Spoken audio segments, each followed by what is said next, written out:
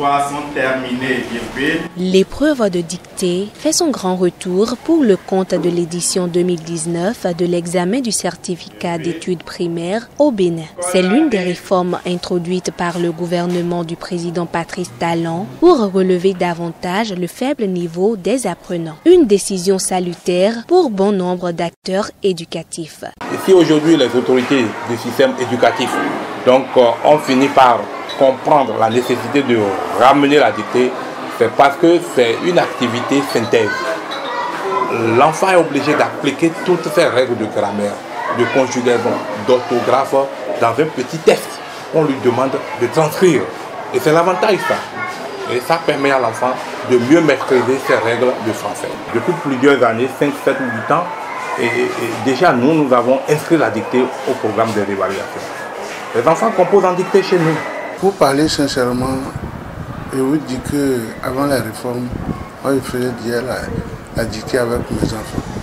Je tiens à remercier l'État pour cette initiative parce que sans la dictée et question, les enfants ne peuvent rien faire en français. Dans les écoles, les enseignants s'affairent déjà pour aider les apprenants à affronter brillamment la dite épreuve. C'est le cas par exemple au complexe scolaire Les Pyramides de Cotonou. On a pris nos dispositions quand même. Les enfants sont habitués depuis la rentrée par l'épreuve de la dictée. Donc chaque matin, on commence déjà à 7 h par une dictée très matinale. Donc, et on tient compte des notions d'orthographe, de conjugaison et de grammaire pour pouvoir formuler nous-mêmes un test de dictée qu'on leur soumet.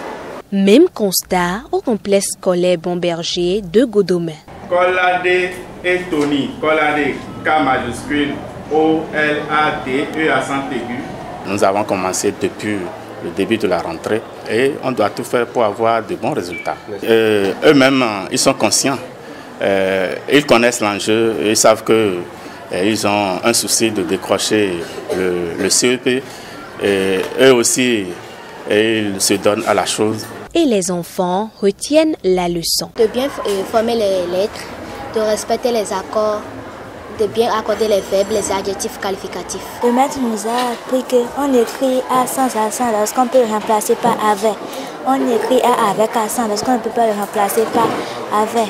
Et que le participe passé s'accorde à gérer un nombre avec son sujet. Le maître nous dit de bien formuler les mots, de bien accorder les verbes et les adjectifs. Je promets de bien faire la dictée et d'avoir fait une dictée. On a appris que quand deux verbes se suivent, le second se met à l'infinitif. Que devant les prépositions à 2%, le verbe se met à l'infinitif.